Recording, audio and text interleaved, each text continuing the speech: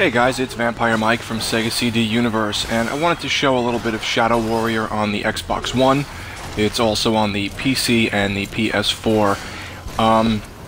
If you were, if you're probably in your, I would say, late 20s, early 30s, you probably remember what I remember, which was the whole Duke Nukem era of FPS games, where everything was very vulgar and dirty and over the top.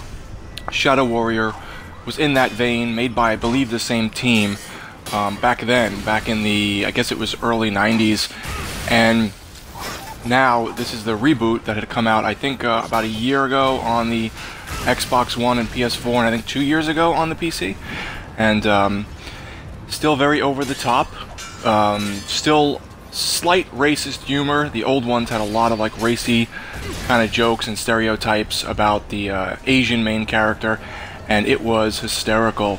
And if you don't like that type of humor, I can't help you.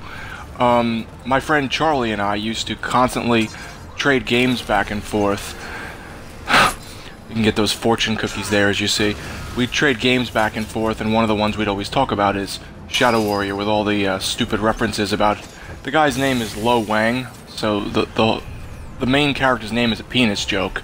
So he's always saying, like, who wants some Wang, and like all these very stupid quotes.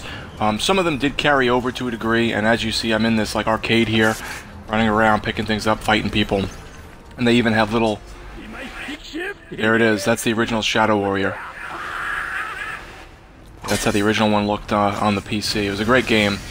Anyhow, this game's really cool. I think the graphics aren't the best in the world, but they're still pretty nice. The gameplay's fun. There you go. The gameplay's fun, very chaotic at points. Can be a little difficult, but nothing too crazy, but I'm also not very far in the game, admittedly. I hear the game runs a little long in the tooth in terms of how the length of it, but I'm only on, I think, the end of Chapter 2 right now, because I don't have a ton of time to play. But if you like old-fashioned, old-school FPS games, I think you will like this. It also has a goofy story, with humor kind of sprinkled throughout, and the only thing I'd say I don't really love is there's combos you can do. You can unlock like combinations, and you have to like move the joystick a certain way with the analog stick, and then push a button or hold a button, and you'll do like a special move. I find that to be a little annoying in an FPS.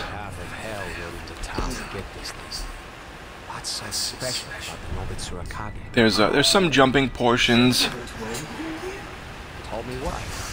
Told me what? Hello?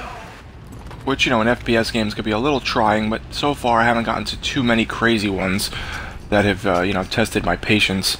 The blood and the gore is awesome. The fighting is fun. It's not extremely refined, like the game doesn't feel super sturdy. It feels a little looser than like... How would I compare it? It feels like looser than, let's say, like Destiny, like the way Destiny plays, or Payday even. It has more of like a Payday feel to it. It feels kind of looser, a little clunkier, not as refined as like a Destiny or a Call of Duty or something like that. That's more of a, I guess, a bigger title. You can pick up ammo and money, and in a moment I'll show you how you can use the money and stuff to upgrade your... You can upgrade your weapons. I'm not able to upgrade my katana yet, but I can upgrade my revolver.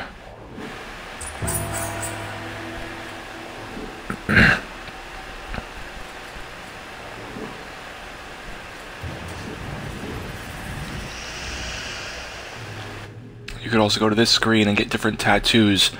And the tattoos, which I think is a cool feature,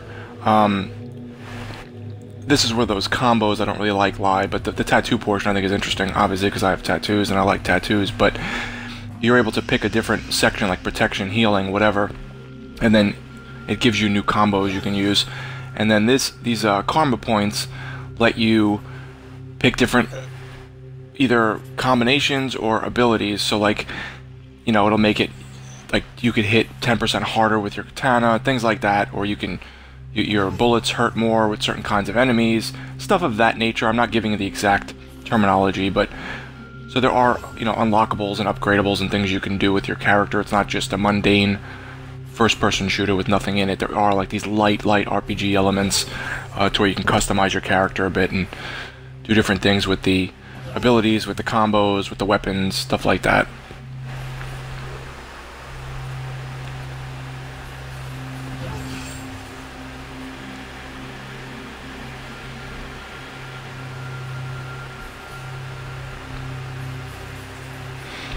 If you're looking for just a really silly first-person shooter with a lot of swordplay in it, you can't really go wrong, and the game is only like, I think, $18 or $20. It's not expensive anymore.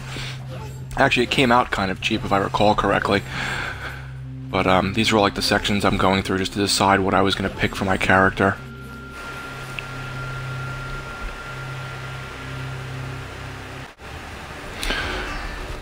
Okay, I'm trying to remember where I was at this point.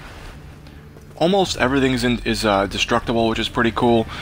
You can blow up cars, you can blow up machines that have like soda machines, you know, things like that. I think over here I blow something up and it like hits something else, and now fireworks start kind of spitting all over the place. And I thought it was just a cool little effect, so I recorded it. But if you like old school FPS games, this is exactly what you're gonna get out of this.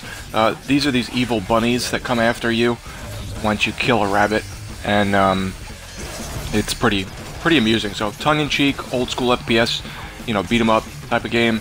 Not beat 'em up, you know what I mean, first-person fighting game. I think you'll like it. You just have to have a sense of humor and not take it too seriously, because it's not like the be-all, end-all for first-person shooters. Thanks guys for watching. It's Vampire Mike from Sega CD Universe. Be good.